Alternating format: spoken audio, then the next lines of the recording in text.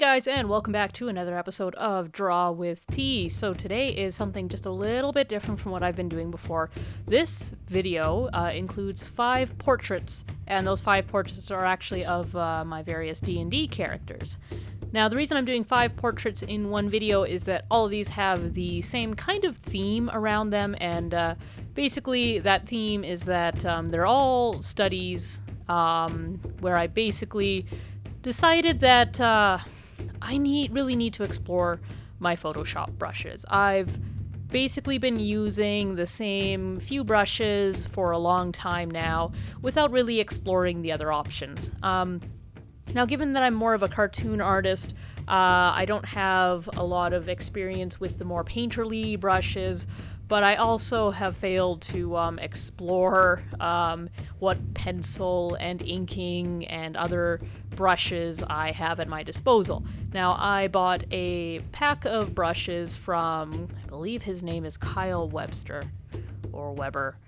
You guys will probably know who he is, and if you don't, you can still Google that name, even if it's wrong, and it'll come up with the right solution, because basically this guy, he makes a good chunk of well-known Photoshop brushes.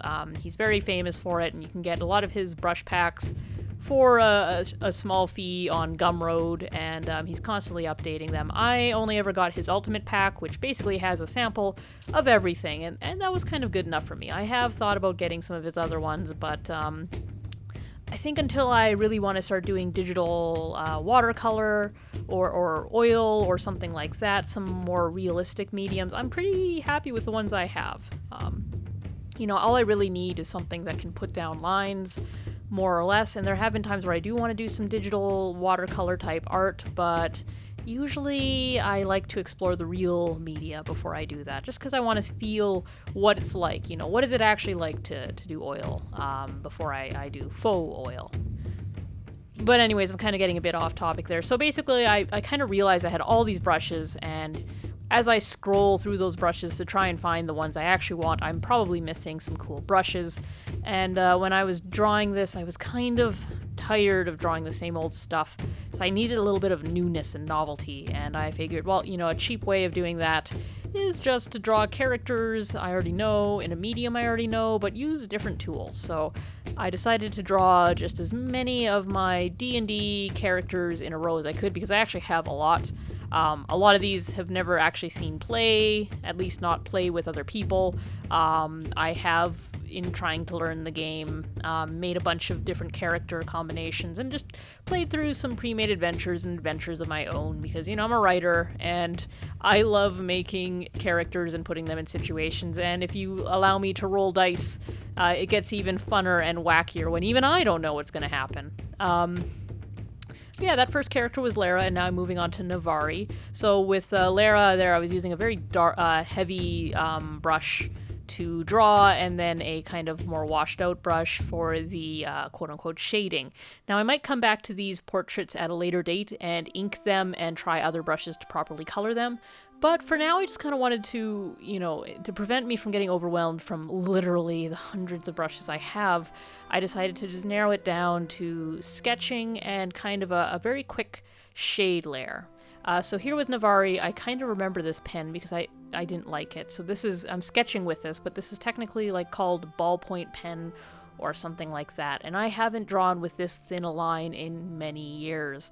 I actually don't like drawing with super thin lines, because, I don't know, it makes my work feel really dead, and I often crave these sort of bold lines like you can see with the eyelashes. Another reason I realize I don't like this brush so much is I can see all the flaws. So, when you're drawing something and you kind of draw it a second time over the original, it's very obvious, with the gaps between the lines, whereas if you work with a much thicker brush, it all kind of ghosts together, and holistically, if you step back, you can kind of see that somewhere in that mess of lines is a good line that's made up of 3 or 4 lines. If you erase that, you can kind of find the good line, but when you do really fine lines, it just kind of, I don't know, I can't explain it. I'm just not really a huge fan. I'm also just not a huge fan of this exact drawing of Nevari. I don't know, it was just not a great drawing to begin with, and then I decided to give her these sort of goat-like ears. Traditionally, she had pointed ears because she's a tiefling, but I decided to give her goat ears. I'm not entirely sure I'm a huge fan, at least not with them on her. I kind of like the idea of these sort of goat-ish ears. I'm not even sure if they're goat ears, but yeah, so for her drawing here, it's kind of a ballpoint pen, and then it kind of gets a little bit interesting when I move on to the shading. Now, I do wish that while I was recording this, I had taken the time to write out what brushes and stuff I was using. I did go in afterwards and do that because I still had kind of a memory of it. Because what's the point of experimenting and, you know, coming to a conclusion that, hey, I like this brush, and then forgetting the name of it. And that would happen to me. So, yeah, I kind of backtracked and figured it out. So here I'm using some kind of oil brush, I believe, and I just lowered the opacity and I just went in there and shaded it. Now, when it comes to shading sketch work like this, I'm pretty brush agnostic. I'll grab anything that kind of feels right in the moment, and often I'll use different ones. Sometimes I'll just grab whatever I was drawing with and make it a little less opaque or change the color, and you know, then I'm done. But yeah, this is basically Nevari, and I decided to cheat a little bit and add a little color to her eyes. I was trying to just keep things very simple, but for her I decided to change it up. So I left this in on purpose. This is me just kind of experimenting with some various ink brushes and stuff to kind of feel out what I could actually draw with. I was starting to wonder, can I draw with an ink pen? I ultimately decided not to, just because the lines felt too bold, too thick, and I wasn't feeling incredibly confident in my drawing. This next character is Marax, and they are a black Dragonborn. And she's an interesting character because when I play D&D, I kind of keep it very loose, kind of cartoony almost. So despite being in this fantasy world of, you know, swords and sorcery, I imagine her being kind of like a greaser, you know, I think it's a greaser anyways. Basically a leather jacket toting, kind of a 1950s greaser gang member, you know, real tough, hot stuff. Chip on her shoulder, mad at the world, wearing literally a leather jacket and not much else, because she's actually a barbarian, so they don't need armor, and she doesn't really wear armor anyways, she's just got her coat. And she's constantly confused as a male Dragonborn because she's so big and beefy. Yeah, it's a very, very fun character, actually. Kind of out of place with the other ones, but it's kind of a wacky world, you know, so you kind of have stuff like that showing up. It's kind of true fantasy in that it's not like J.R.R. Tolkien's fantasy, it's just kind of a fun kind of fantasy. Anyways, here I can't remember what brush I'm sketching with, and I know I just talked about that, but this one really perplexes me, and I don't even have any recollection what brush it could be. But here, where I like the sketch of Marax, I don't like so much what I'm going to be doing with the shading. And I even thought that when I was working on it. There I began to ink, and then I remembered, no, I'm not going to be inking. I'll be doing that at another date. So I grabbed this sort of chalk brush. I believe this is either a chalk or a pastel brush. And I believe what I ultimately went with, is some kind of oil brush. And I thought, I can get some cool results with this. And as I'm working with it, I'm not happy with it because while I don't mind kind of that soft look when it comes to paintings, I kind of hate it when it comes to cartoons. Mainly just because when I was young, you know, back in the 2000s, everybody who got their hands on Photoshop and was a cartoon artist would basically use the soft round brush tool to overshade everything. And going through art college, they were basically hammered into us that you should not shade like that. You should not shade so gently, so smoothly, so gradiently. It should be very sharp and harsh, and if it isn't, it should have a lot of character and brush and chisel. And I mean, you know, you could easily argue that they're, you know, art is subjective, and I would lean more towards art is subjective. But also, when it comes to this character specifically, I think a more sharper line would have done better. Marax is a sharp character, and with that trench coat, I think I missed an opportunity here to do some very sharp kind of noir comic type shading. That being said, I don't think the result is terrible. This is actually kind of one of the more popular works that I've shown people. I think it's more just the sketch. I think a lot of people like how I draw my anthro or anthro, furry, animal characters more than my humanoids, so I think that's what kind of gives this one its strength. Now we're on to Kiaran.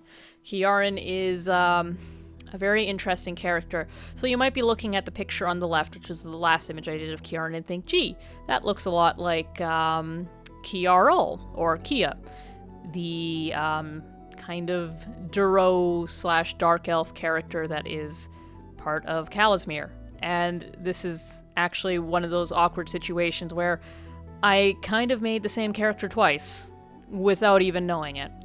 So Kiaran was a character that I randomly made, and I mean quite randomly. I rolled some dice, and that dictated kind of a race and then a class and stats. And she just happened to be a Drow, a Drow ranger.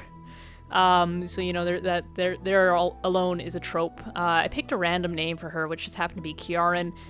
All my D&D characters were just test characters at the time, and then they kind of they became quite charming. So I keep them around, even though they're not they don't exactly have a story, and I don't plan on writing, any story of theirs and publishing it. But so Kiaran stuck around, and then later on, I kind of put her and all the D&D characters away, and when I was designing Kiara, she went by kind of a different name. I was going to call her Ty or something. Then I realized I didn't want two T characters, Tristan and Ty, so I, decided to call her Kiara, which is another part of her name. And she just sort of developed into a dark-skinned ranger-type character, and when I got back into D&D, I was like, oh, well, this has happened. Which is very strange, because I wouldn't even say dark ranger elves is a thing for me. I never understood the appeal of that, that sort of edgelord dark elf. I would rather just be a regular elf if I'm going to be an edgelord. My flavor of edgelord was, leather coat wearing, chip on their shoulder, more like Marax. Marax is more of my edgelord. If I was when I was a young kid, I'd probably make a character like Marax more than Kiaran here. But regardless of that, interesting story. For Kiaran here, I kind of cheated and sort of did a bit of inking. I just really didn't like the light green, and at this point, I was in full artist mode, and I just couldn't help myself, so I took the same brush, which I believe is some kind of charcoal labeled brush, and just sort of laid down the lines. And this was a brush I actually really, really liked. I'm not sure if the texture of that brush is showing through here, but that and this brush I'm using to shade, I really like that combination, and this was the point where I stopped. I didn't record it, but I stopped and I went back and I labeled all the brushes I was using because I'd finally found a combination that I'd liked, and this was the reason that I went, that I was doing this experiment at all. I was secretly hoping I would find some brush combination that I really liked that would make art kind of fun again, because it kind of was feeling very humdrum, same in, same out, and I was craving some change. And this gave me a little bit of change, but not quite enough. I still took an art break after I did this set of characters. I was just burned out from general life stuff. It wasn't all just art. And yeah, that's Kiaran done. So next up, this is Rowan. She's a human cleric, thunder cleric, I believe, or tempest cleric. And this one was actually done much, much later. So there was a time there where I don't know what Huion was doing, but they updated their drivers, and it just made my Huion stop working for a bit. That's a story. Basically, so I was without a tablet for quite a few days. I think maybe even a week.